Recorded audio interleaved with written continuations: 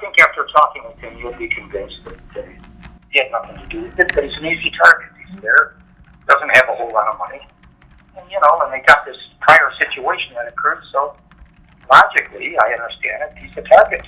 That's Ronald R. Gold talking about his client, Gregory Agnew. By the time we spoke with Gold, a second ex-lover of Greg Agnew had met her fate. It was his wife, Martha. And though police wouldn't say it, Greg was under investigation for murder.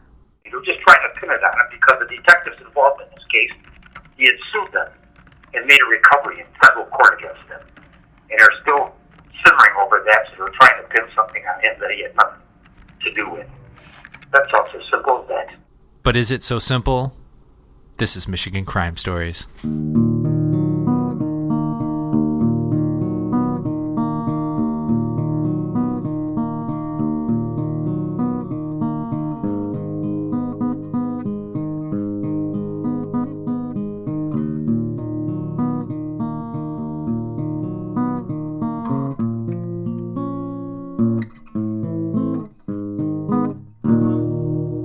Michigan Crime Stories is a podcast that explores murder, mysteries, and mayhem in the Mitten State.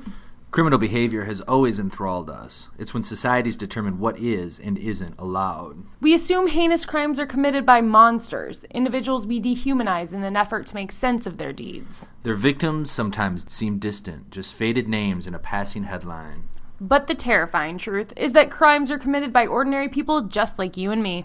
And many of those crimes happen right in our own backyard. My name is Darcy Moran. And this is John Counts. We're reporters for MLive.com and your hosts for Michigan Crime Stories. This episode is part 2 of a multi-part special on MLive's investigation into the disappearance of Tammy Niver and the death of Martha Agnew, as told by host and reporter on this story, Darcy Moran. If you haven't listened to the first episode, you may want to start there. We left off at the disappearance of Tammy Niver in 1993, when rumors started swirling about her ex-boyfriend, Gregory Agnew, the subject of this episode. This episode is titled, The Suspect. He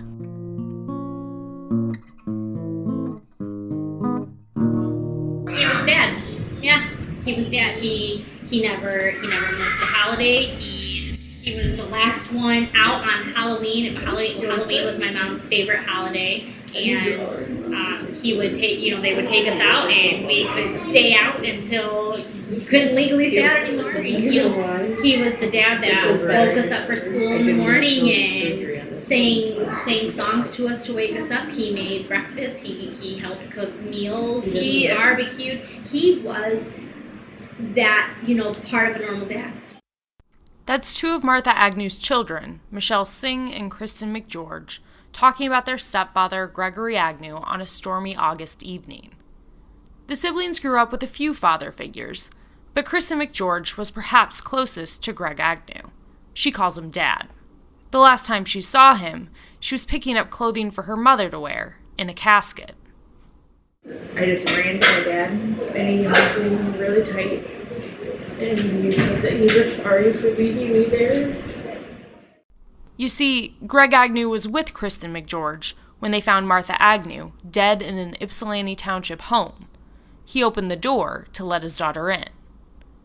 According to his attorney, Ronald R. Gold, who you heard earlier in this episode, 50-year-old Greg Agnew is a lifelong resident of the Ypsilanti area, east of Ann Arbor and west of Detroit. As you heard in the previous episode, Tammy Niver's friend, Stacy Burke, grew up knowing Greg Agnew. They went to the same alternative high school in Washtenaw County, she said. She didn't know him to be violent, but Burke said he did have problems in school, sometimes throwing chairs and getting restrained. We couldn't confirm that. Either way, Burke said he was likable. I remember him always being really good with electronics. He could fix anything, he could make anything. We used to joke around about how if he was out on Gilligan's Island, he put in good competition with the professor. Oh, really? So he was... What would he make? Oh, he'd give him 3 different broken radios, and he could make one beautiful radio out of it and have it be better than anything else in the world. I mean, he was amazing. He had a really smart brain. He was really able to maneuver things. Me and him would always joke around just because I knew him as a jokester. As an adult, he worked as a laborer. As a lifelong father figure for Martha Agnew's children, he was doting and dependable. He could fix anything. He could fix all their problems. I mean, that's what I said. Any house, electric, Carpet. He did all my carpet on my house. He did everything. Yeah. He was always there. Yeah. I mean, I know that He was controlling not to me though. the kids. Think about Caden and he couldn't handle the kids like running around and playing, or like he couldn't handle like you being a kid. So he was controlling in a sense where, you know, like basically it was just easier if the kids weren't around because he couldn't handle the commotion of the kids. He couldn't be around a lot of people. Paranoid, you know, like he was paranoid that. Yeah, I mean, growing up, we had cameras. There was cameras in our whole life. Our whole life. Inside the house, outside the house. The windows couldn't be open if someone could, like right now it's dark outside, so it's light inside, so you have to close the blinds. You can't see inside your house. He was always very paranoid. Yeah, he was so paranoid. Gregory Agnew was charged with a crime once before in Washtenaw County. It was for a 2011 breaking and entering. He told police a friend talked him into going to a value food store that had been closed due to unsanitary conditions. He had a store security dome, like a camera, in his coat when he was found. Police could never find the friend, and Gregory Agnew eventually got probation after pleading guilty to misdemeanor illegal entry. But it's no secret that Gregory Agnew stayed on detectives' radar over the years. Police from various departments filed 6 other complaints against him. The prosecutor denied them all. One of the complaints was for malicious destruction of property, and in 1994, the year after Tammy Niver's disappearance, there were 3 misdemeanors. One of those was for an alleged assault involving Martha Agnew. She faced the same complaint, something that typically means the couple got into a fight. All the charges were denied. Gregory Agnew was never charged in the murder of Tammy Niver, but that's not because police didn't try. Here's John Counts with that part of the story, gleaned from federal court records. On Thursday, November 6, 2014, 6 members of the Washtenaw County Sheriff's Office showed up at Gregory Agnew and then-girlfriend Martha McGeorge's door in Ypsilanti Township. Among them was Detective Michael Babich and Senior Officer Detective Craig Reisanen. Reisanen and the rest of the group said they were there investigating a car parked on the property. It was a ruse to get Gregory Agnew outside. Martha, instead, stepped outside. She was served with a subpoena. Greg refused to come out, and police said this in court records, quote, "It is admitted that when plaintiff Gregory Agnew refused to comply with directives, ran inside the residence, and slammed and locked the door, that a decision was made that forced entry was warranted and there was probable cause to arrest Gregory Agnew for murder," unquote. Gregory and Martha Agnew later claimed that police broke in through the front door, side door, and locked inner door of the home to arrest Gregory Agnew. Police held him for 2 days at the county jail and requested that prosecutors charge him with resisting and obstructing police. Prosecutors cited a 2012 state Supreme Court case when they denied the request. They said it, quote, "provides that a defendant has a right to resist illegal police conduct," unquote. Details of the subpoena that Martha was handed aren't known. The sheriff's office has declined to comment, but we heard this from Martha Agnew's family. My mom called us when they were being taken in, and my mother said, they say they have a warrant for your dad's arrest for the murder of Tammy Niver. And I said, okay, what do I need to do? They had Caden. They had my sister's baby. Michelle Singh told us that her mother hoped that by marrying Greg Agnew, she'd never have to take the stand against him. The longtime couple of nearly 20 years married a few weeks after the arrest. The next year, the couple filed a lawsuit. They accused the sheriff's office of violating their rights to privacy, due process, and protections from unreasonable arrest or seizure in the incident. In court records, the county confirmed they had no arrest warrant that day. They settled for $45,000. We've been trying to get Gregory Agnew's side of the story since 1993. Back then, when MLive's Sarah Scott, as an Ypsilanti press reporter, knocked on his door, Gregory Agnew didn't answer. And the first time I got Gregory Agnew on the phone in 2018, he hung up on me as soon as I explained who I was. At the time, I didn't know for certain that it was Gregory Agnew hanging up on me. I'd called several numbers and knocked on a few doors to no avail. But after this attempt, his attorney and I spoke. He asked how I got Greg Agnew's number. Ronald R. Gold initially told us we could sit down to interview Greg Agnew. But after speaking with his client, he told us Greg Agnew had already been through too much. It hasn't been easy for his stepchildren either. It was that day, February 17th, I lost both of my parents. You did. I lost both of them. We all loved Greg. Me and JD and Kristen. We loved Greg. We did. We loved him. It was easier for JD and I to accept it. I mean, it right away. I've always been. But she protected Greg. It took 5 months, and a prosecutor laying out his case, for Kristen McGeorge to believe her beloved dad could possibly be a killer. So it came to the arraignment and police were like, this is what we have to charge. Yeah. Yeah. That's what made me believe that he's the one that killed my mom.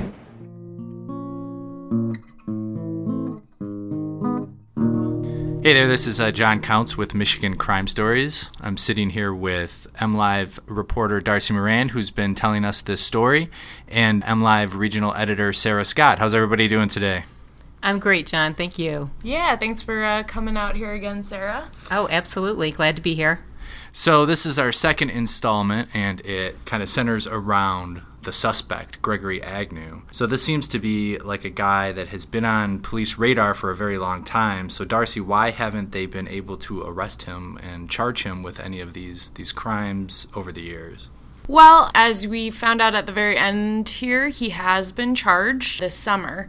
But officers tried repeatedly to charge him with various crimes over the years, and 6 of those were denied. It's interesting in that what we were getting that information from is prosecutor denials, and a lot of those we don't have information on. So we don't have a lot of information on the cases, what those police interactions were like. We only know that they were not charged, and the ones that we do have more information on are these past incidents related to the lawsuit. How do you think that the series of complaints that police have filed, how does that fit with what Mr. Gould is telling us, that Greg Agnew has been targeted by police all of these years? I think it seems to really support his case. I think that's something he could certainly bring into court as we proceed with the Martha Agnew death case and say these police officers continue to harass him. The one thing I will say, and we should note, is that not all of those 6 cases came from the same police department. All of the cases filed through the same prosecutor's office, but that does not mean that it's all the same police department. There's Ypsi Police Department, there's Washtenaw County. So several of them were Ypsilanti police. The officers involved with the 2014 incident and who have arrested him are Washtenaw County Sheriff's Office detectives and deputies. So before we go any further, let's just clarify for listeners exactly. So Agnew's been charged, but how does that change how we have to talk about him and how we have to report this story? Like, what kind of precautions do we take when somebody hasn't been convicted yet? I can answer my own question if you'd like. You want me to ask the question? No, I'll answer it. So when somebody's not been convicted, we can't talk about them that they're guilty. We have to be very careful Correct. about saying that they've committed any crime, that anything that against them is an allegation. The old, you're innocent until proven guilty. So how has that affected your reporting of this story? Because a lot of the stories that we do on this podcast are old and closed, and people have been convicted, or they're just really cold cases. But this is an ongoing case. How has that affected it?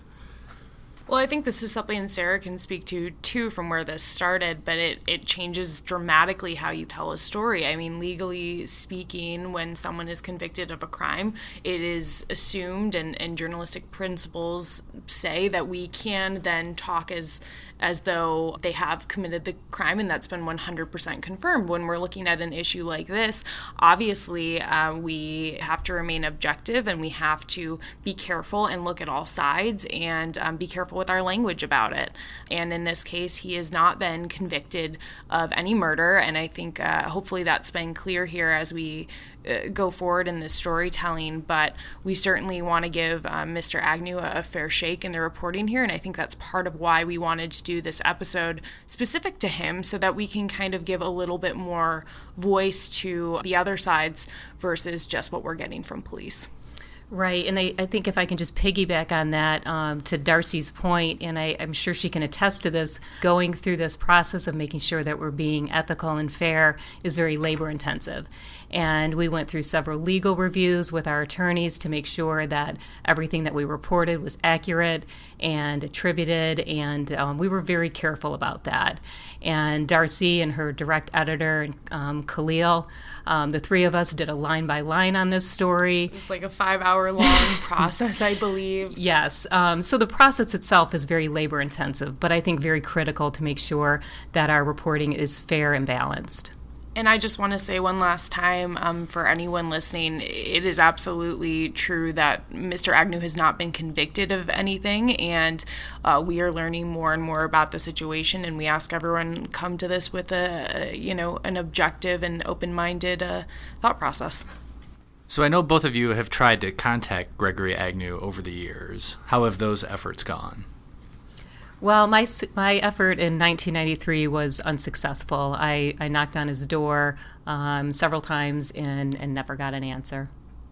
Yeah, and I think we talk about this a little bit in the episode, but yeah, I certainly tried repeatedly this year. I referenced in the episode one time when I called him, I actually called him again down the line, and he listened to me a little bit longer and then still hung up. But we do that because we want to make sure he has every chance he has to comment before a story like this comes out. And when we first started reporting on this, it was prior to his arrest in Martha Agnew's death, and that is a little bit unusual for us to name a suspect prior to an arrest. This we felt was appropriate given the two different cases, the lack of police arrest since then and the lawsuit. It was a little bit too much. We felt the public needed to know what was going on here on all sides. John, Darcy, can either one of you elaborate on what specifically drove police to the Agnew's home? Do we have any evidence to show exactly what their intention was? I think we might have some anecdotal off-the-record stuff, but I don't think anything that we could probably report, right? I will say there are some difficulties in this entire storytelling in that we have some information off the record that we can't really discuss. But yeah, unfortunately in this off and on the record, we don't have much on what drove them that time frame. Like, why 2014? Why is that when they are showing up on their doorstep? That is kind of unclear. I can say that having covered police agencies and knowing different detectives over the years, that police will try to go arrest people for other things than what they're actually pursuing them for. So if they are wanted in a murder, for instance, they might try to shake them down for, some like a drug possession or something like that. So I don't know I'm not saying that that's exactly the case this time, but this Greg Agnew was obviously on their radar and they were keeping tabs on him. And just a final thing, like you just said, they could be holding someone on one charge that they think they can get them on in hopes that they will talk, and during the time they're being held can be interviewed for that. I will say an interesting note is I tried to pull the jail log from that time period, and I was told that is not accessible via FOIA, which I disagree with, certainly. But it made me curious as to whether or not they had possibly, logged him in the system as, a murder suspect or something like that. But certainly those charges never went forth to the prosecutor's office. And we should note once again that the Washtenaw County Sheriff's Office is not commenting on much of this case, right? No, I've spoken with some of the officers involved and Derek Jackson, who is the spokesman for the sheriff's office, but no, they'll comment to an extent on aspects or so much to explain why they won't comment.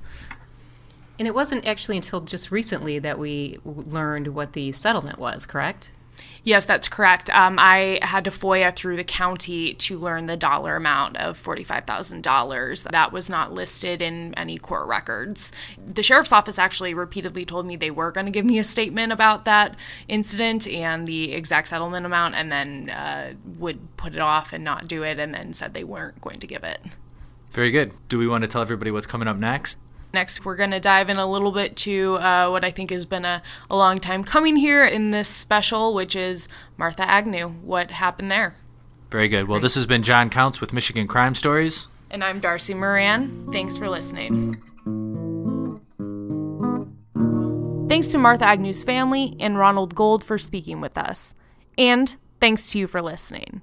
If you have any questions about the story of Tammy Niver or Martha Agnew ahead of our next installment, feel free to give me a shout at dmoran@mlive.com. We may read and answer your questions on the next episode. Again, that's dmoran@mlive.com. I'm Darcy Moran, and this is Michigan Crime Stories. Next on Michigan Crime Stories. This was an elaborately staged crime scene. There was a copious amount of blood. The reality is that this was a premeditated first-degree murder that was conducted by Mr. Agnew with the intent of having it appear as though it was a drug overdose. Stay tuned.